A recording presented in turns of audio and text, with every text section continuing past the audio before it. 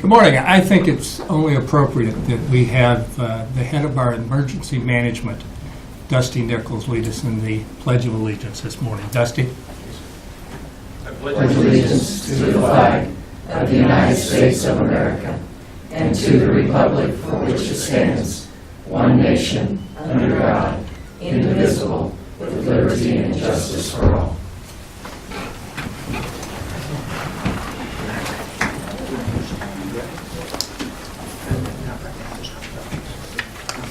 Shh. John? Thank you. You're welcome. Yeah, you're welcome.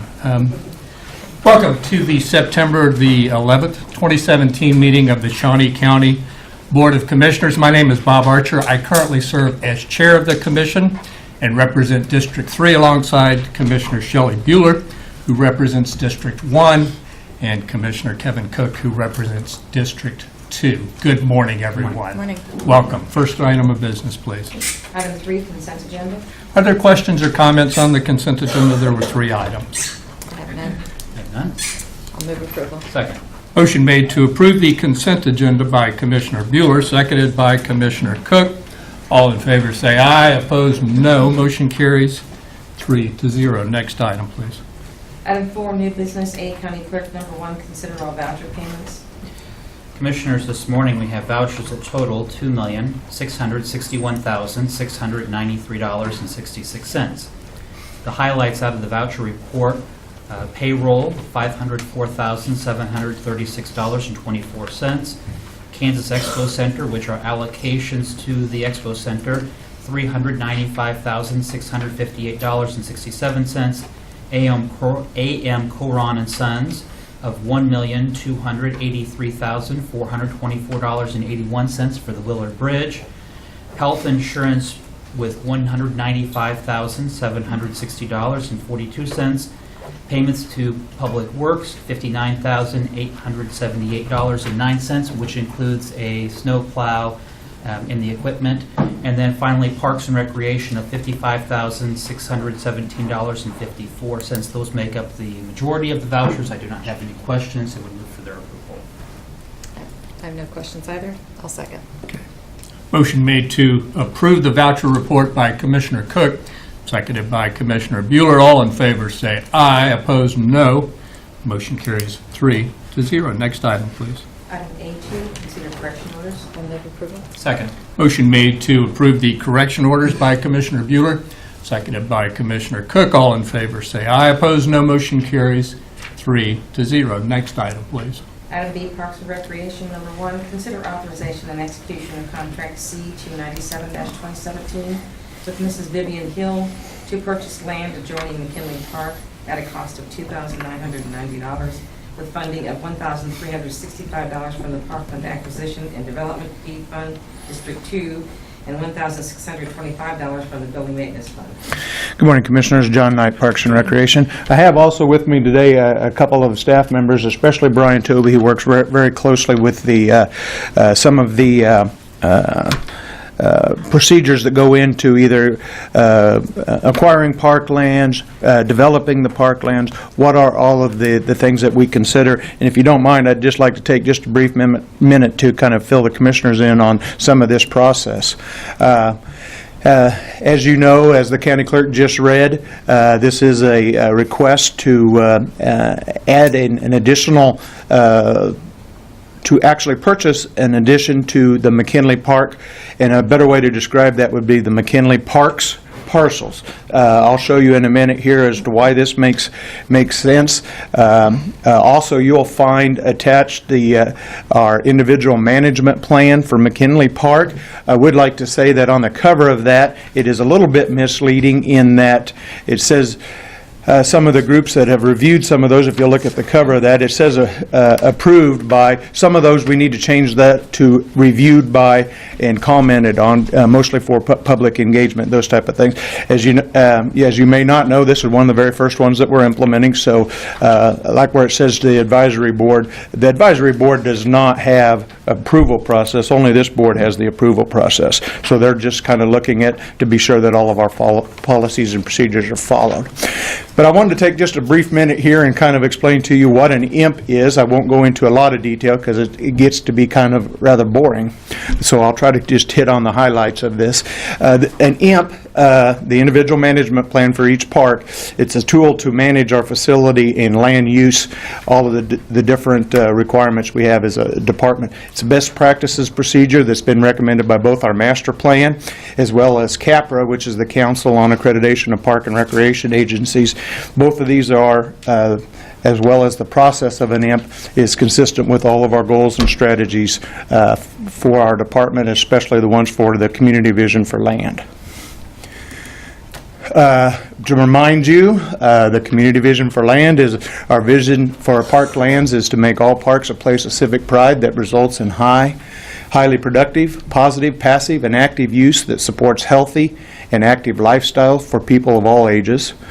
A goal is to maintain high quality, diverse, and balanced, a key word there is balanced, park and open space system through productive trails, neighborhood, community, and regional parks for all residents to enjoy in each quadrant of the county. To reach that goal, we have numerous strategies that were identified, and I kind of pulled out a couple of them here that applied to this topic in particular. 1.1 of those strategies, it says, in existing parks, upgrade the aging park amenities, add new improvements, and provide quality maintenance based on community expectations, departmental maintenance standards, budget parameters, and available park capital improvement funding. 1.9, evaluate existing park inventory to determine the appropriateness of the parcel to meet the vision of the department. Not every parcel is going to meet the community vision for the property. Not all are going to be add value to our system. So that's what this IMP group does, is they look at each one of those to make a detailed recommendation to you, the commission. Also, one of the strategies is to identify and acquire land to preserve and enhance access to natural resources, open spaces, and outdoor rec. I put a little note down here at the bottom, since this is one of the first ones our committee has formed, is that every parcel within our system will eventually have an IMP completed, and then once those IMPs are completed, they'll be reviewed and revised as needed periodically going into the future.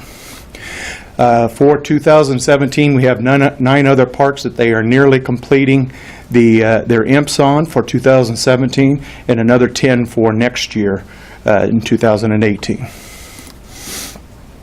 Some of the things they look at here in these IMPs are the site location and the quadrant. Just to bring attention to the commissioners, this little red line here is pointing at the McKinley Park. As you can see, the small circles here are your neighborhood parks, which generally serve a population within a half-mile radius of that park. Our community parks are the yellow dotted line, and they serve a much broader audience. And then our regional parks like Lake Shawnee, Gage, Shawnee North, some of those type of things, perform or serve a much bigger population still yet than those others. That kind of identifies where McKinley Park is. You'll see the cluster of them. There's a lot of small parcels in Quadrant 2 that are neighborhood or mini-type parks, and a lot of overlap here. There's not much overlap here in neighboring to McKinley Park, and one other thing I'd like to bring to your attention while I have this picture up here is if you just draw a circle, then there's some overlap, but if you'll see this little blue line that runs through here, kind of runs through like that, and you kind of lose it, but then it comes back over here. That's the Kansas River. So half of the circumference of the half-mile radius of the McKinley Park is people in that neighborhood are not going to walk across the river to that park. So there's a definite restriction there, and as you can see, the other neighborhood park, the next nearest one, is quite a ways away. There's not much overlap there. This is McKinley Park, and this kind of explains to you when I said earlier that McKinley parks and parcels, this kind of explains it a little bit better in that there are 3 parcels. These gray areas are the 3 parcels that make up McKinley Park. The purple section is the section that we are here today to acquire that fits in there. Again, that earlier picture, although it did tell you something, this aerial photo actually tells you a little bit more. This is an aerial photo of the park. Again, the green outlined area is the existing park properties. And as you can see, we have some small playground equipment, some small picnic areas. But when you get into this area in here, not only is this a heavily wooded, it is extremely wooded area, and I think lends to safety and usability of that park. As I said earlier, every parcel within our system will eventually have an IMP completed and reviewed. Some of the things that they look at on an IMP is the inventory of the different amenities, the conditions of the park. They also identify strengths and opportunities for those parcels, and then they also classify each of these by a service level. This chart is much bigger than the one I put up here on the screen today. I only put up 2 sections of this. And the 2 sections are the 2 that are most closely related to McKinley Park, and that is mini parks and neighborhood parks. It is not a stretch to say that McKinley Park is a mini park by size. Up to it's generally between 2,500 square feet up to 4 acres. It's a mini park by size. But then if you read up here in the program description, it's active and passive recreational activities, open spaces. It serves the purpose of a neighborhood. So what you start to see here is that this is a mini park overbuilt to neighborhood park standards. And if you do that several times throughout your system, it becomes very hard to sustain those type of buildings. And that previous picture I showed you, there are numerous of those mini parks built to neighborhood park standards. And this says it right here. It's a mini park by size. It's overbuilt to neighborhood park standards by programs and serves the residents of about a half-a-mile radius. In the IMP that you have in front of you that was performed in August of 2016, it actually states in there, the staff looked at this, is that it's a mini park and was overbuilt to neighborhood park standards and is composed and wrapped around, composed parcels wrapped around the property being requested for acquisition. It's located in an underserved area, and at that time it was a concern that it was a heavily wooded lot to the west of the park. And their recommendation was to acquire that piece, remove the undergrowth, selectively prune, and leave larger trees established, which would allow you to see through that and provide some safety. This is a picture of McKinley Park as you enter the park, and as you can see there, we've got some nice play equipment, a couple picnic shelters. Please note here that if I can just have just a little bit aside here, this is one of our contracted parks. Wildcat Construction takes care of this part. If I'd have taken this picture about 3 or 4 years ago, this would have been a lot more clover in there. I'm pretty impressed. If John Boyd's here, he is here. Him and his guys and Wildcat Construction are doing a tremendous job. That's a good stand of grass around there. Anyway, back to the item that was here today. As you can see here, these trees, they're pruned up, they're nice, they look nice, they provide shade, yet you can see through them to those picnic shelters. This is a picture looking south. The tree line over here is about where that property line is. You can look here and you can see some other things that are probably called out in that IMP. It's nice and clean around this shelter house. Each of these grills obviously are being used a lot because there's not weed growth there or grass growth. If either one of those two things occur, then you're not having people attend those parks. But the IMPs over time will begin to put concrete circles in there, probably take care of this little path that's beginning to get worn right here, those type of things. But as you can see, this tree line here backs right up to the play structures, and if you can see way back in there, there's a basketball goal back in there. The sight lines are very limited and provides a potential safety concern. This moving a little bit closer to that tree line. This would be standing right on the property line looking into the parcel that we're looking to acquire. There are a couple of small paths which I'll get to you here in a second, but you can see that you can't see through this area, and only a few feet in there could be stuff going on that you wouldn't want going on. Which brings up this picture, which is from a few feet into there. As you walk in there a few feet, you can see a path. We have worked with the rescue mission and informed them, but it looks to me like there at least was or is currently a homeless camp going on in there, which is only a few feet in from the edge of that, which if you prune up all these junky trees so you can see through there, that would eliminate some of that. In summary, increasing this park size from the 1 1/4 acres that it is now to just slightly over 2 acres. It's not a large addition, but it allows us to go in and begin to clean that up and provide more open space, return some of that open space to open grassland area, and provide a safety component as well. Of course, if we have grass growing, we're going to have to mow that grass. We estimated that at around $1,200 a year to do the additional mowing. And I think I've touched on this before, but it's currently classified as a mini park. This still wouldn't take it to neighborhood park standards, but it does begin to move it closer to meeting those standards. I think I mentioned the Kansas River, but there are several other impediments too. To the east is Topeka Boulevard. The Kansas River is to the south, as well as numerous rail systems that are in frequent truck traffic on 3 sides getting into that area. McKinley Park is also within the boundaries of the North Topeka West NIA, making it eligible for empowerment grants.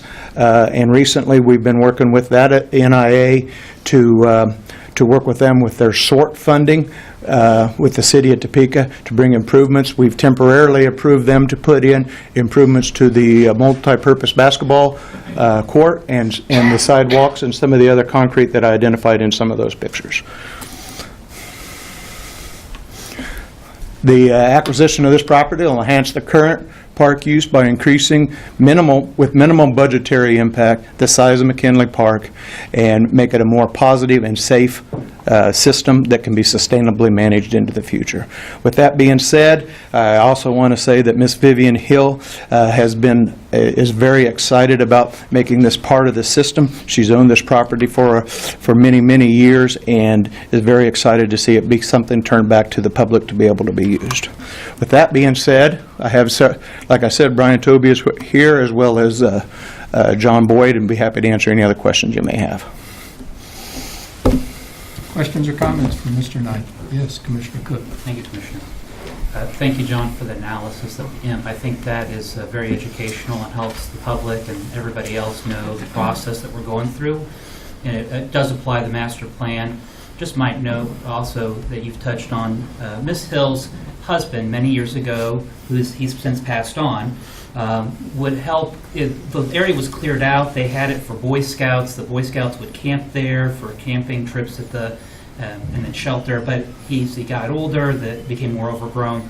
This does really help unite the park and pull it together, make it more cohesive, so that we don't have this one tract in the middle that's not being part of the park system. And so, but I do, on page close to the end of the packet, it does outline a 10-step process, but there's also down at the bottom of what's labeled as page 15, kind of some of the additions and thoughts of McKinley Park in taking out outdated play equipment, relocating the half-court basketball area, adding park amenities, and changing around some of the things that are at the park and making it more of the mini park and meeting this community standards.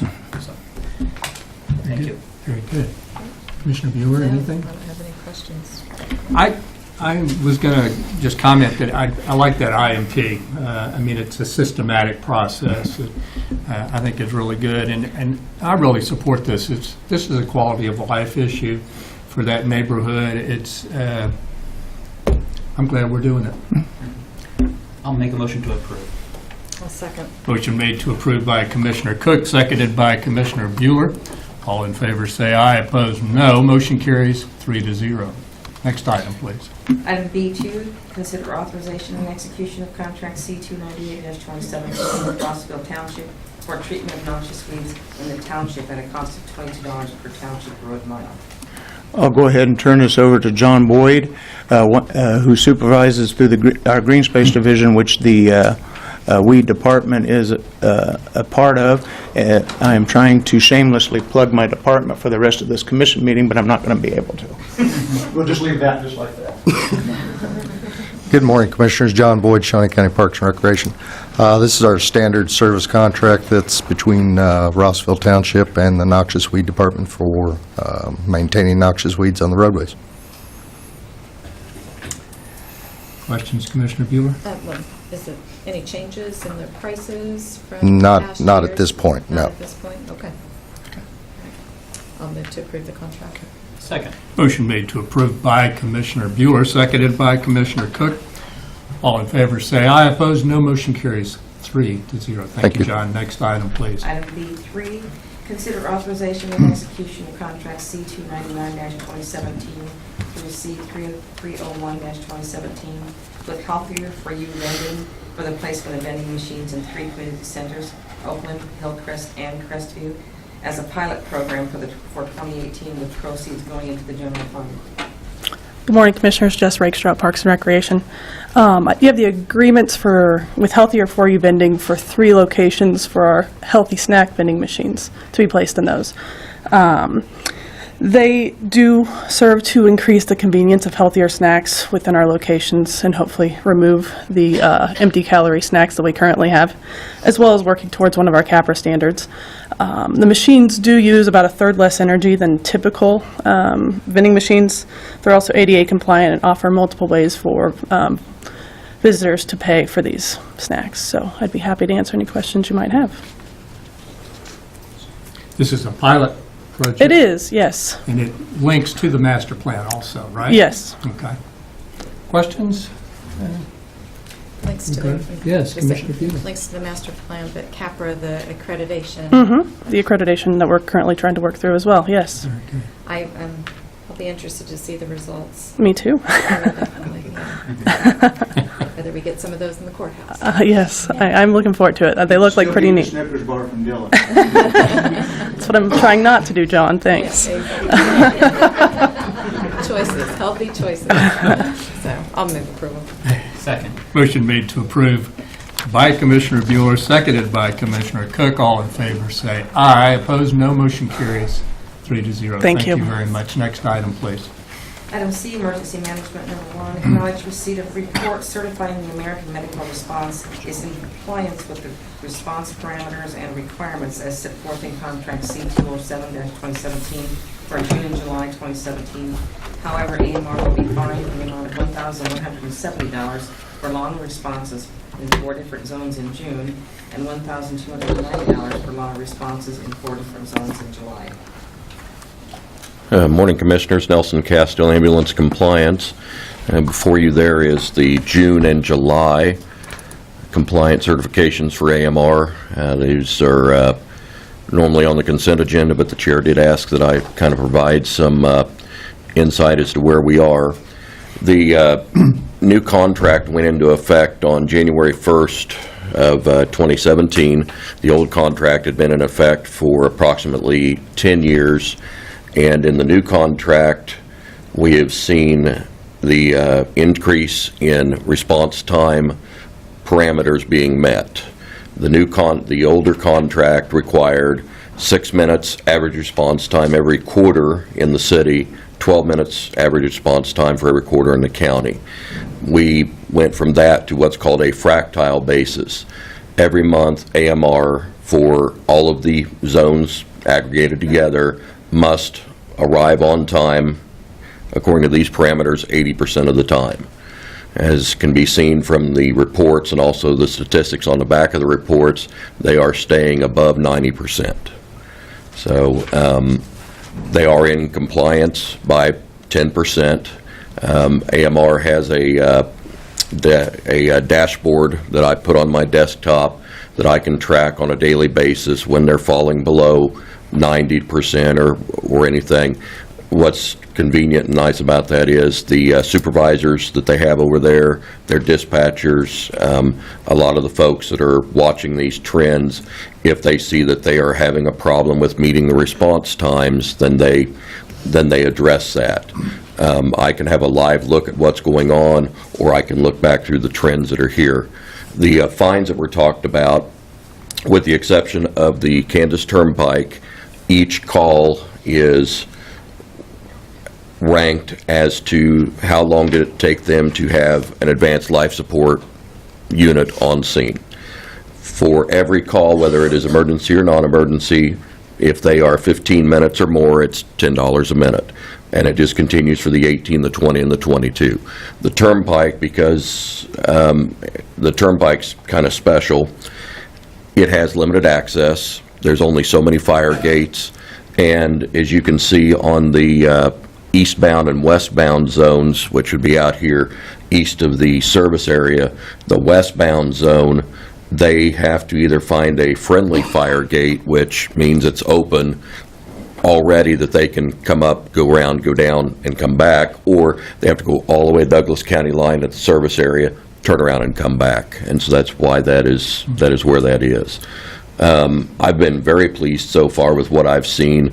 Yes, there are a number of fines there, and we're going to continue to see fines go for that because there are certain areas in the county that they may or may not be able to reach. We are paying them $350,000 a year to meet the 80%, which they are. Part of that new RFP that came out got rid of their exemptions for when they get really busy. They do not get to say, hey, we're really busy, can you cancel this one? There is no longer any of that.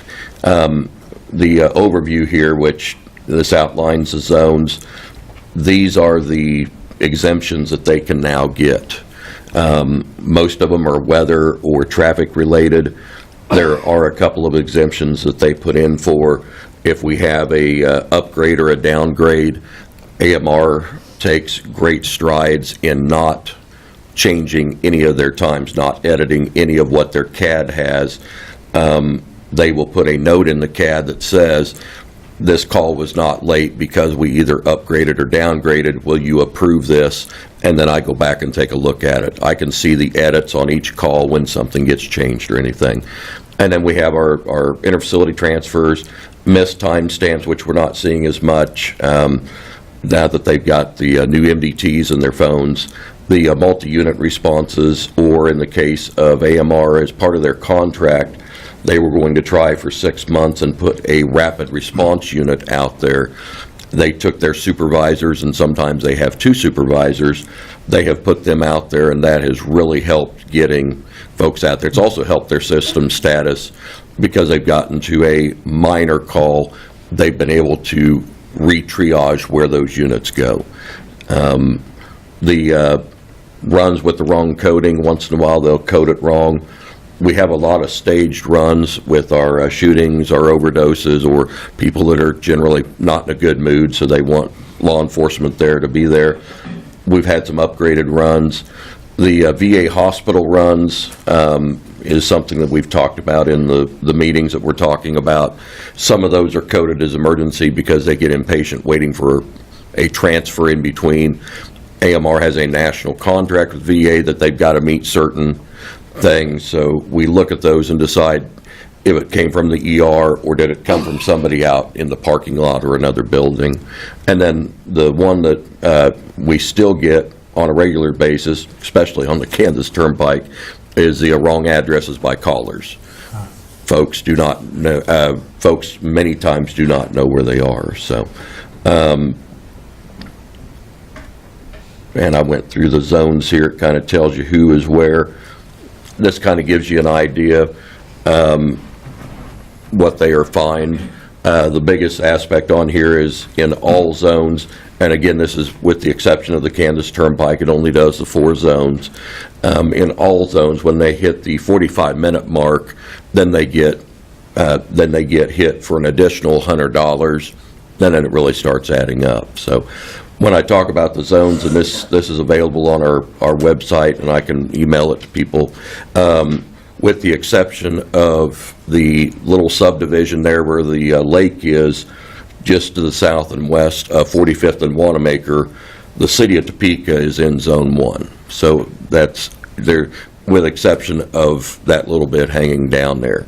And then the rest of the zones, as you've probably seen from the documentation, sometimes they have 50%, sometimes 60%.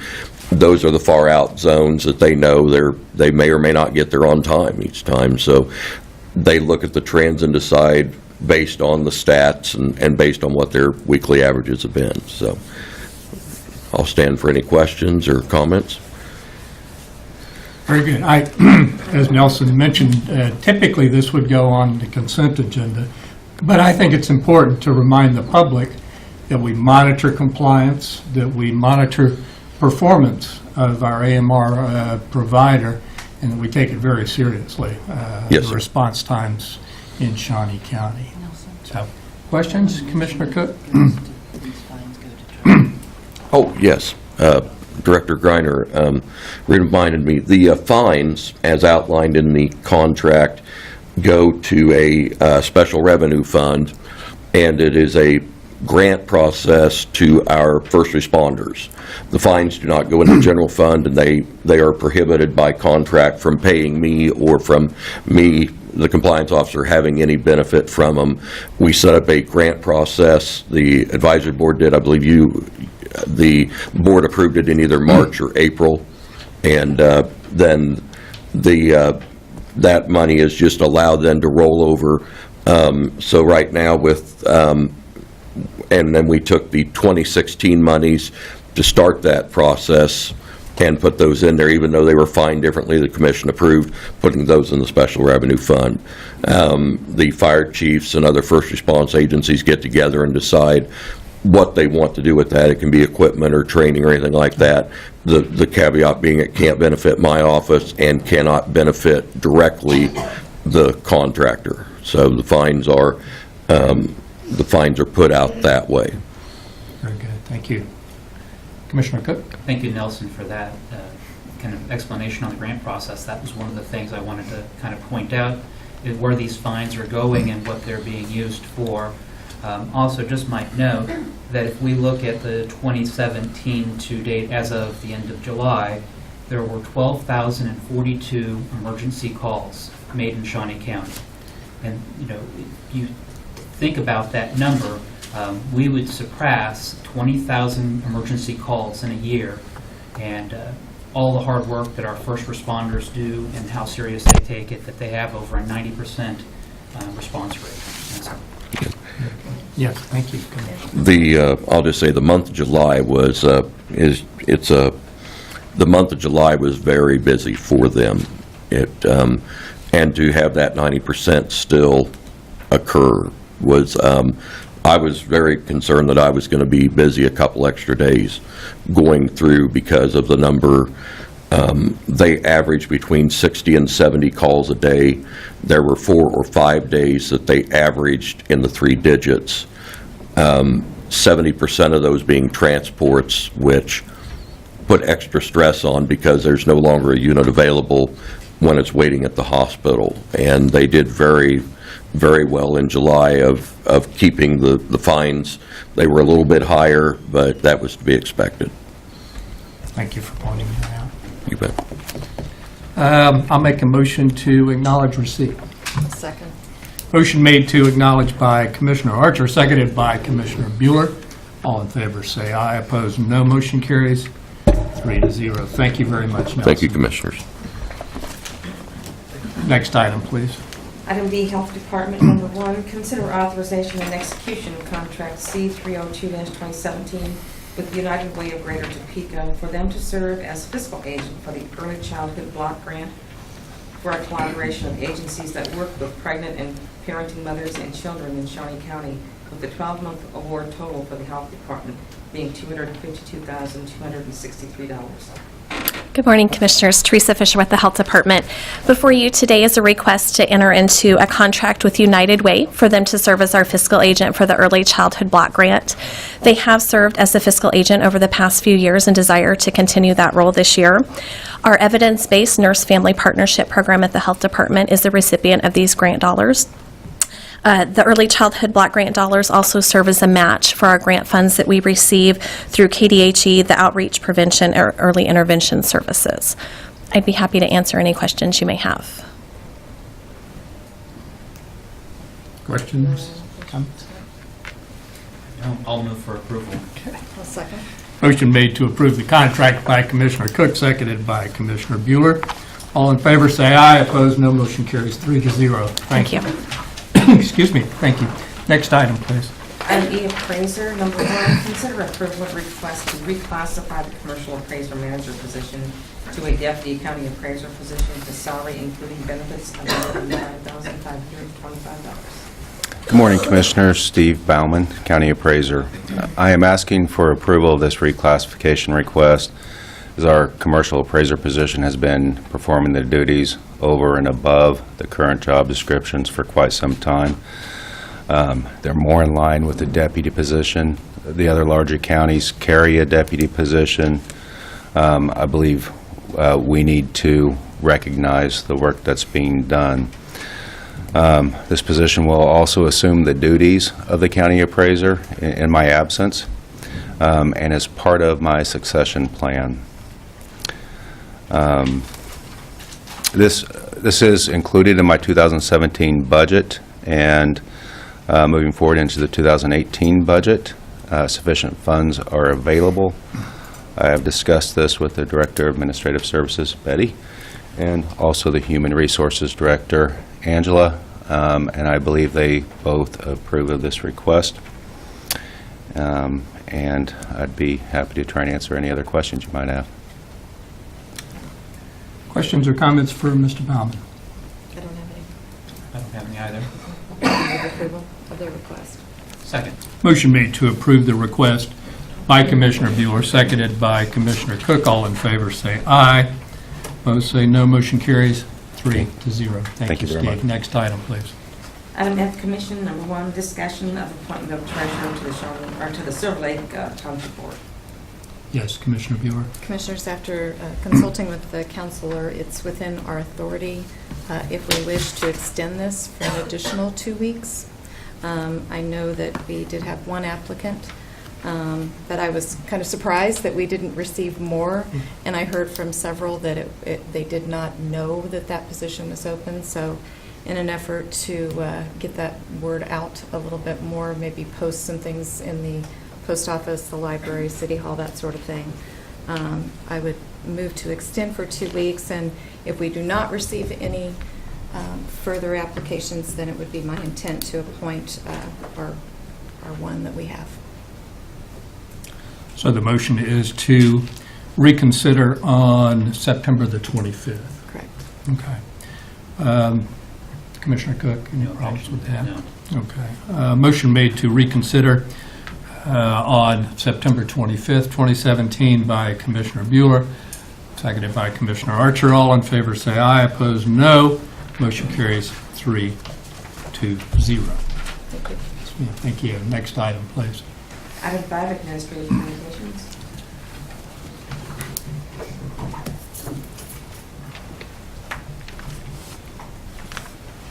Good morning, Commissioners. Randy Luby, Parks and Recreation. The past weekend, we had the Huff and Puff Balloon Rally out at Lake Shawnee. I believe that was probably one of the largest crowds we've had in the history of Huff and Puff. I would be estimating the crowd at probably 30,000 for the entire weekend, pretty close to 15 each night. With that, it does present some challenges for staff and our park police as well as Public Works. They had a devised a plan for drought traffic plan, but with that many people coming in, we only have 2 entrances into the lake, basically. But just like this event, like any other event, our special event coordinator, who's been on the job 2 weeks, basically, he got initiated really quickly. We'll have a review with the vendor, the Huff and Puff crowd, and the as well as the park police to try to come up with a plan for next year that will alleviate any of the problems or concerns we had this year. We did go, I think, 3 out of the 4 balloons launched. I think Saturday night was the only night that was disappointing, but they stayed and tethered, or I don't believe they tethered, they glowed, but they did what they could do. So overall, I thought it was a pretty good event. If you remember, in the past, we've had the duck race at the same time, so we tried to alleviate the crowd a little bit by splitting the 2, and the duck race is this Saturday now, so we have another major event coming on Saturday. So anyway, any questions you may have, I would be glad to answer. I just know that on Saturday night, I went out and the traffic was just, I mean, you had a lot of people converging at one time, and it really was well attended. I would not disagree with your estimate of 15,000 people on Saturday night.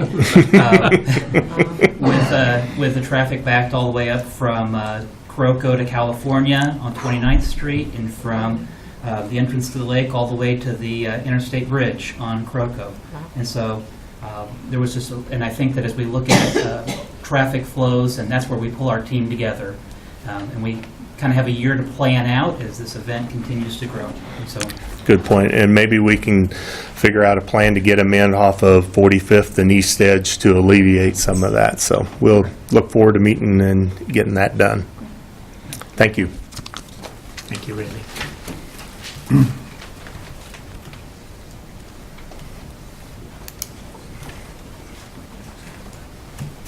Good morning, Commissioners. Linda Ochs from the Health Department. I have a couple of announcements.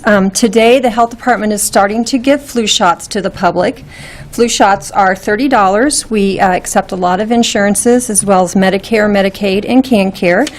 Everyone 6 months and older is recommended to get a flu shot by the Centers for Disease Control, and we hope that people get a flu shot wherever they can. They're available all over the place, grocery stores, pharmacies, your doctor's office, so we encourage everyone who can to get a flu shot.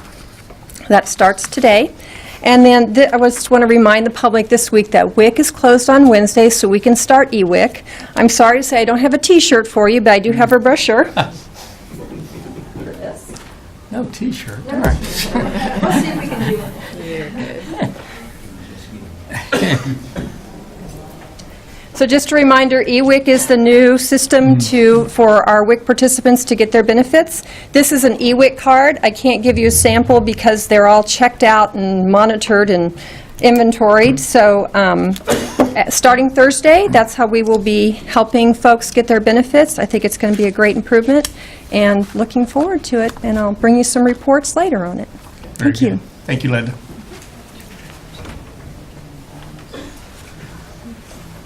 Morning, Commissioners. Dusty Nichols, Emergency Management. Just want to say how happy we are to be the hosts. Shawnee County is the host for the KEMA Conference for the next 3 years, starting this year. And they rotate it throughout Kansas every 3 years. We get it. We had it 6 years ago and leading for 3. So anyway, short story. We have it for the next 3 years. Very happy to be hosting that. We bring in all the emergency managers and partners, a lot of partners, for that conference. And it's a week long. 4 days long, but we have some pre-training, and then it goes into the conference. Some good speakers this year, some good keynote speakers and some classes. So it's a good chance for all of our emergency managers across Kansas and some in Missouri come over, of course, discuss mutual aid. Of course, we have the hurricanes going on right now, so it's a good chance to make some plans should something happen. So, and Commissioner Archer is coming to do the county welcome, so thank you for doing that, sir. Absolutely.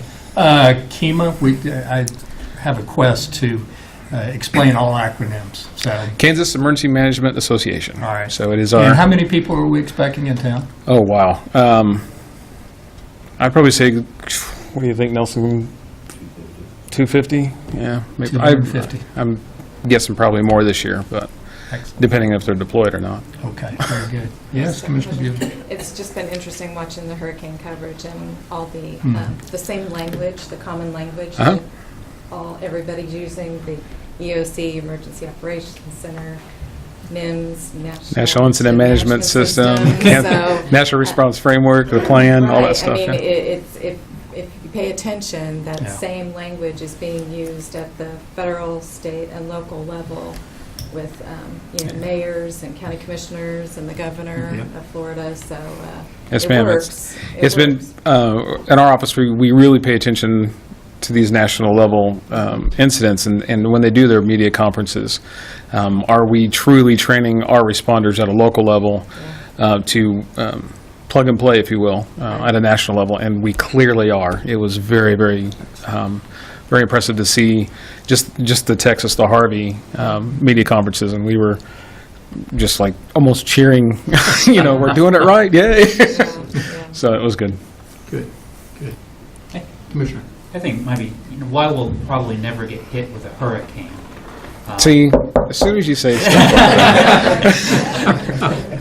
But, just preparedness overall, and looking to make sure that we are following and looking at what others do and how others organize, and making sure that we're following the right steps. And so, Sure. And September, I forgot to fail to mention that September is National Preparedness Month. So we are focusing a lot of our social media stuff on that and encouraging people to make a plan, build a kit, and stay informed. So that's really true. Well, it's a great time to talk with your kids, too, about, when they go to college and have an emergency kit and that sort of thing. Yeah, I and mean, one of the things that we're doing internally, we get requests to go do safety briefings and meetings and stuff like that, where one of our courses that we target is seniors getting ready to college, and we talk about that kind of preparedness, but also identifying threat and reducing your risk, personal risk, because they're out there on their own for the first time. So it's not just, the national disaster, natural disaster kind of thing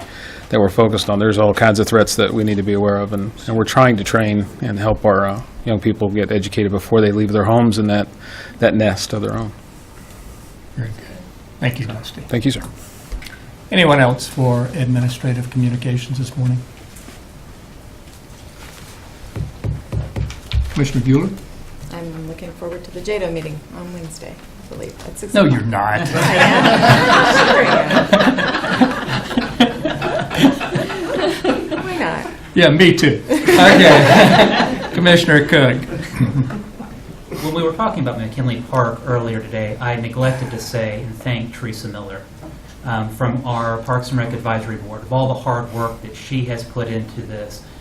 She is lives in the neighborhood, very deeply connected to that area and with the NIA, and I neglected in thanking her for all of her hard work. So, Very good. thank you. Very good. Our thoughts and prayers continue to go out to those in Texas and Florida. It's remarkable and sad to see. One other thing, I read in the newspaper this morning my horoscope, and it said, collaborate with those who have similar goals, but who think differently. And it reminded me of how fortunate I am to work with Commissioner Bueller and Commissioner Cook on this commission. Next item, please. Item 6, executive session. There's not a need, so we're officially adjourned.